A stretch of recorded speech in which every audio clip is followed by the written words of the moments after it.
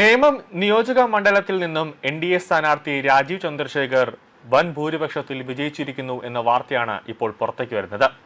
3800 വോട്ടുകളുടെ ഭൂരിപക്ഷത്തിനാണ് രാജീവ് വിജയിച്ചത്. ഈ നിയമസഭാ തെരഞ്ഞെടുപ്പിൽ കനത്ത പോരാട്ടം നടന്ന ഒരു മണ്ഡലമാണ് നേമം. അതായത് ബി.ജെ.പിയുടെ ഈ തിരുവനന്തപുരത്തെ ഒരു ഗുജറാത്ത് മണ്ഡലം എന്നൊക്കെ നേമത്തെ വിശേഷിപ്പിക്കുന്നുണ്ട്. മുമ്പ് ചരിത്രത്തിൽ ആദ്യമായി ബി.ജെ.പി പ്രതിനിധി കേരളം നിയമസഭയിലേക്ക് എത്തിയ മണ്ഡലം കൂടിയാണ് നേമം നിയോജക മണ്ഡലം. വോട്ട് എണ്ണിത്തുടങ്ങിയതു മുതൽ തന്നെ ബി.ജെ.പി ശക്തമായി തന്നെ നേമത്ത് ആധിപത്യം തുടർന്നുകൊണ്ട് ഇരിക്കുകയായിരുന്നു. വി ശിവൻകുട്ടിയായിരുന്നു പ്രധാന എതിരാളി. 39,147 വോട്ടാണ് ശിവൻകുട്ടിക്ക് ഇവിടെ നേടാനായത്.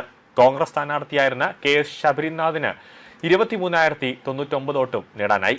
രണ്ടാം പിണറായി സർക്കാരിലെ പൊതുവിദ്യാഭ്യാസ മന്ത്രി കൂടിയാണ് വി ശിവൻകുട്ടിയും. ബി.ജെ.പിയുടെ സംസ്ഥാന അധ്യക്ഷൻ രാജീവ് ചന്ദ്രശേഖറും യു.ഡി.എഫിന് വേണ്ടി കെ.എസ്. ശബരിനാഥും കളത്തിലിറങ്ങിയപ്പോൾ ഒരു ത്രികോണ മത്സരം തന്നെയാണ് നേമത്ത് ഉണ്ടായത്. കോർപ്പറേഷനിലെ 23 വാർഡുകൾ ഉൾപ്പെടുന്നതാണ് നേമം മണ്ഡലം.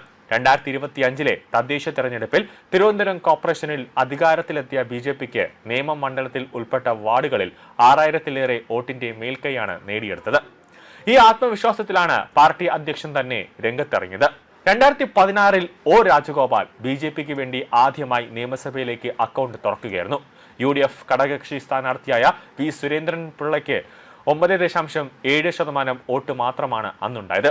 യു.ഡി.എഫിന് ലഭിക്കേണ്ടിയിരുന്ന വോട്ട് ബി.ജെ.പിക്ക് പിടിച്ചെടുത്തത് മൂലമാണ് ഒ രാജഗോപാൽ 47.46% വോട്ട് ലഭിച്ചത്. വി ശിവൻകുട്ടിക്ക് 41.39% വോട്ടാണ് 2016 ലഭിച്ചത്.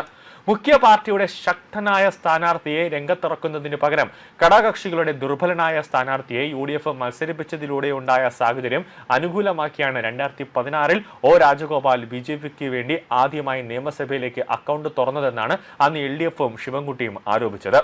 പുതിയ നേമം നിയോജക മണ്ഡലത്തിൽ നിയമസഭാ തെരഞ്ഞെടുപ്പുകളാണ് നടന്നത്. 3 തവണയും എൽ.ഡി.എഫ് സ്ഥാനാർത്ഥിയായി വി ശിവൻകുട്ടി തന്നെയായിരുന്നു രംഗത്തിറങ്ങിയത്. അല്ലാതെ ശിവൻകുട്ടി അല്ലാതെ മറ്റൊരു സ്ഥാനാർത്ഥിയെയും രംഗത്തിറക്കാൻ എൽ.ഡി.എഫിന് അവിടെ ഇല്ലായിരുന്നു.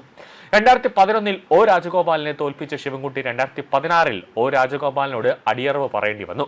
ബി.ജെ.പിയുടെ ഈ വിജയം 5 വർഷം CPM-നെ വേട്ടയാടുകയായിരുന്നു. എന്നാൽ 2021 രാജഗോപാലിന് പകരം മത്സരിച്ച കുമ്മനം രാജശേഖരനെ തോൽപ്പിച്ച് ബി.ജെ.പി അക്കൗണ്ട് ശിവൻകുട്ടി പൂട്ടുകയായിരുന്നു. കഴിഞ്ഞ തദ്ദേശ തെരഞ്ഞെടുപ്പിൽ ഭൂരിപക്ഷം നേടാൻ കഴിഞ്ഞതായിരുന്നു ബി.ജെ.പിയുടെ പ്രതീക്ഷ. ലോക്സഭാ തെരഞ്ഞെടുപ്പിൽ തിരുവനന്തപുരത്ത് രണ്ടാമതെത്തിയ രാജീവ് ചന്ദ്രശേഖരനെ നേമത്തെ പ്രത്യേക പരിചയപ്പെടുത്തേണ്ട ആവശ്യം ബി.ജെ.പിക്ക് ഉണ്ടായിരുന്നില്ല. കാരണം 2021 ലോക്സഭാ തെരഞ്ഞെടുപ്പ് നടന്ന സമയത്ത് രാജീവ് ചന്ദ്രശേഖർ തിരുവനന്തപുരത്ത് സ്ഥാനാർത്ഥിയായിരുന്നു. ലോക്സഭാ തെരഞ്ഞെടുപ്പുമായി ബന്ധപ്പെട്ട് ആ സമയത്ത് നേമത്ത് വലിയ രീതിയിലുള്ള ഒരു വോട്ട് ബി.ജെ.പിക്ക് അല്ലെങ്കിൽ രാജീവ് ചന്ദ്രശേഖരന് കിട്ടി എന്നതിന്റെ ഒരു തെളിവ്, അതിന്റെ ഒരു കാൽക്കുലേഷൻ എല്ലാം വെച്ചിട്ടാണ് ഇക്കുറി നിയമസഭാ തെരഞ്ഞെടുപ്പിൽ രാജീവ് ചന്ദ്രശേഖർ നിയമമണ്ഡലത്തിൽ നിന്ന് മത്സരിക്കാം എന്നൊരു തീരുമാനത്തിലേക്ക് എത്തിയത്. ആദ്യ 2 തെരഞ്ഞെടുപ്പിലും ഘടകകക്ഷിക്ക് നൽകാതെ കോൺഗ്രസ് മത്സരിച്ചെങ്കിലും നേമത്തെ ഫലം മറ്റൊന്നായിരുന്നു എന്നാണ് രാഷ്ട്രീയ നിരീക്ഷകർ വ്യക്തമാക്കുന്നത്. 2011 17.4%, 2016 9.7% മാത്രം വോട്ട് കിട്ടിയ യു.ഡി.എഫ് 2021 സീറ്റ് കോൺഗ്രസ് ഏറ്റെടുത്തതോടെ വോട്ട് വിഹിതം 25% കുറഞ്ഞു. അതായത് ശിവൻകുട്ടി പൂട്ടിയ ആ നിയമമണ്ഡലത്തിലെ പൂട്ട് രാജീവ് ചന്ദ്രശേഖർ തന്നെ തുറന്നിരിക്കുന്നു.